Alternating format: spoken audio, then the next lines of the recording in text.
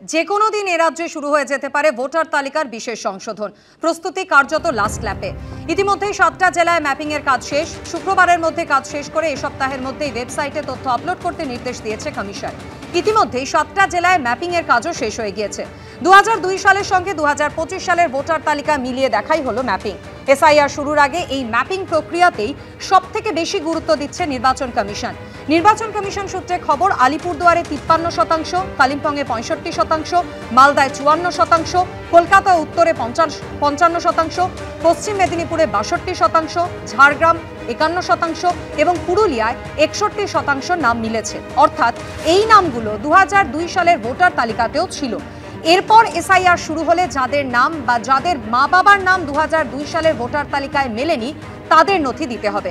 নির্বাচন কমিশন সূত্রে খবর, ম্যাপিংয়ে মিলেছে এমন 3,48,00,000 ভোটারের নাম তাদের পোর্টালে অন্তর্ভুক্ত হয়েছে।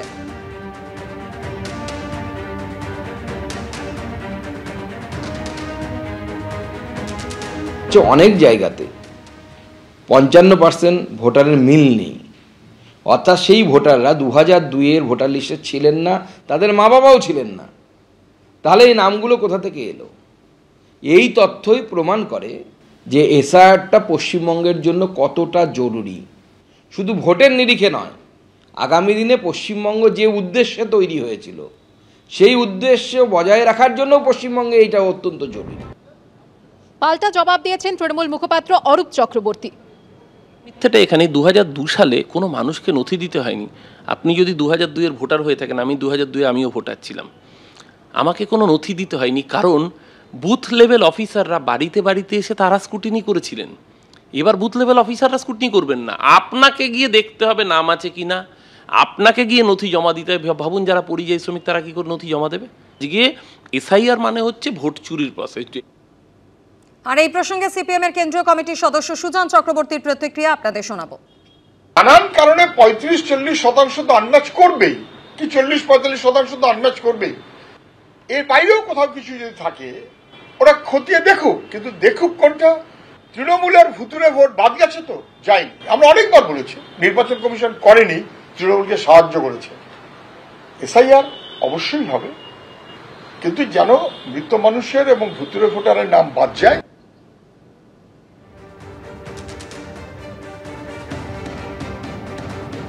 বিধানসভা ভোটের আগে থেকেই নিজের ও প্রতিপক্ষের অবস্থা যাচাই করতে সমীক্ষা শুরু করে দিয়েছে রাজনৈতিক দলগুলো। তাদের নিযুক্ত বিভিন্ন সমীক্ষক সংস্থার কর্মীদের ফোন পাচ্ছেন ভোটাররা। তা নিয়ে আবার উত্তর 24 পরগনার হালিশহরে হুলস্থুল বেঁধে গেছে।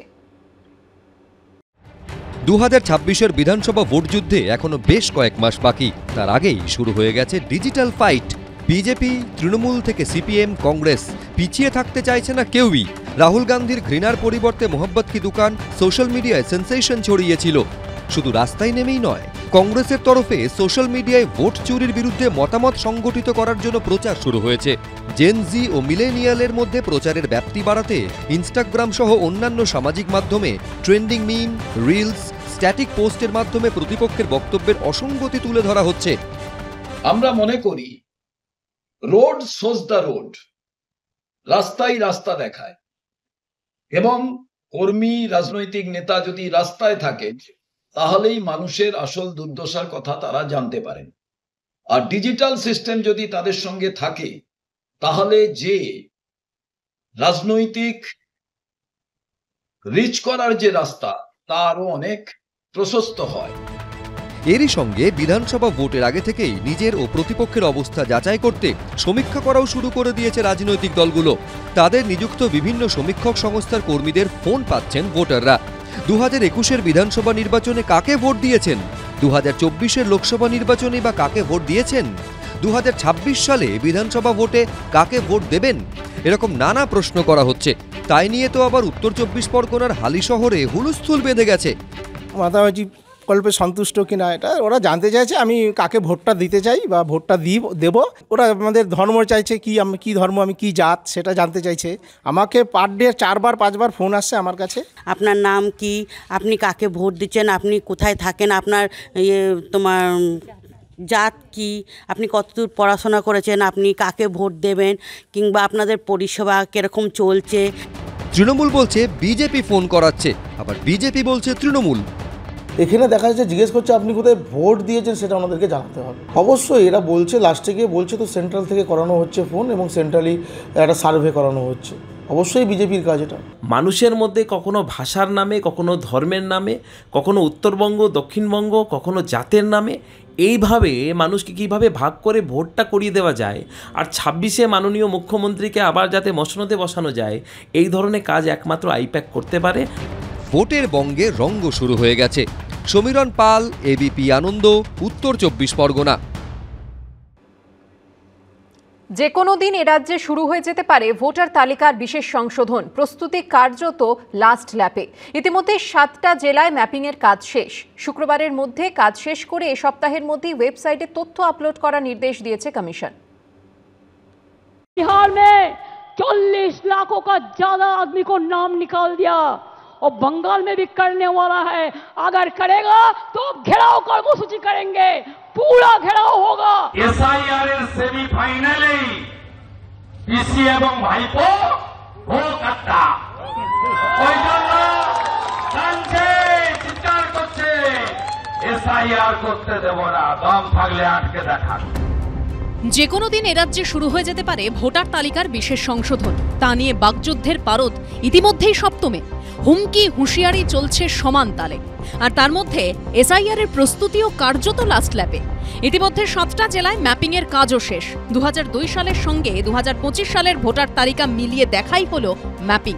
এসআইআর শুরুর আগে এই ম্যাপিং প্রক্রিয়াতেই সবথেকে বেশি গুরুত্ব দিচ্ছে নির্বাচন কমিশন।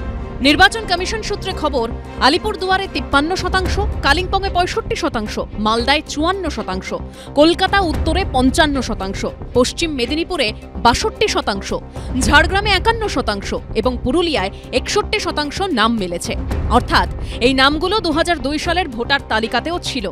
এরপর এসআইআর শুরু হলে যাঁদের নাম বা যাঁদের মা বাবার নাম 2002 সালের ভোটার তালিকায় মেলেনি তাঁদের নথি দিতে হবে। অনেক জায়গাতে 55% ভোটারের মিল নেই, অর্থাৎ সেই ভোটাররা 2002-এর ভোটার লিস্টে ছিলেন না, তাদের মা বাবাও ছিলেন না। তাহলে এই নামগুলো কোথা থেকে এলো? এই তথ্যই প্রমাণ করে যে এসআইআরটা পশ্চিমবঙ্গের জন্য কতটা জরুরি। শুধু ভোটের নিরিখে নয়, আগামী দিনে পশ্চিমবঙ্গ যে উদ্দেশ্যে তৈরি হয়েছিল সেই উদ্দেশ্য বজায় রাখার জন্য পশ্চিমবঙ্গে এইটা অত্যন্ত জরুরি। নির্বাচন কমিশন সূত্রে খবর, ম্যাপিংয়ে মিলেছে এমন 3,48 লক্ষ ভোটারের নাম তাদের পোর্টালে অন্তর্ভুক্ত হয়েছে। প্রথম মিথ্যাটা এখানে 2002 সালে কোনো মানুষকে নথি দিতে হয়নি। আপনি যদি 2002-এর ভোটার হয়ে থাকেন, আমি 2002-এ আমিও ভোটার ছিলাম, আমাকে কোনো নথি দিতে হয়নি। কারণ বুথ লেভেল অফিসাররা বাড়িতে বাড়িতে এসে তারা স্ক্রুটিনি করেছিলেন। এবার বুথ লেভেল অফিসাররা স্ক্রুটিনি করবেন না, আপনাকে গিয়ে দেখতে হবে নাম আছে কি না, আপনাকে গিয়ে নথি জমা দিতে হবে। ভাবুন যারা পরিযায়ী শ্রমিক তারা কি করে নথি জমা দেবে? গিয়ে এসআইআর মানে হচ্ছে ভোট চুরির প্রসেস। নানান কারণে 35-40% তো আন্দাজ করবেই, কি 40-45% তো আন্দাজ করবেই। এর বাইরেও কোথাও কিছু যদি থাকে ওরা খতিয়ে দেখুক, কিন্তু দেখুক কোনটা। তৃণমূলের ভুতুরে ভোট বাদ গেছে তো যায়নি। আমরা অনেকবার বলেছি নির্বাচন কমিশন করেনি, তৃণমূলকে সাহায্য করেছে। এসআইআর অবশ্যই হবে, কিন্তু যেন মৃত মানুষের এবং ভুতুরে ভোটারের নাম বাদ যায়। প্রাকৃতিক দুর্যোগের কারণে দার্জিলিং এবং জলপাইগুড়ি জেলা ম্যাপিংয়ের কাজে অনেকটা পিছিয়ে। শুক্রবারের মধ্যে কাজ শেষ করে এ সপ্তাহের মধ্যেই ওয়েবসাইটে তথ্য আপলোড করতে নির্দেশ দিয়েছে কমিশন। রুমা পাল, বিজেন্দ্র সিংহ ও প্রকাশ সিনহার রিপোর্ট, এবিপি আনন্দ।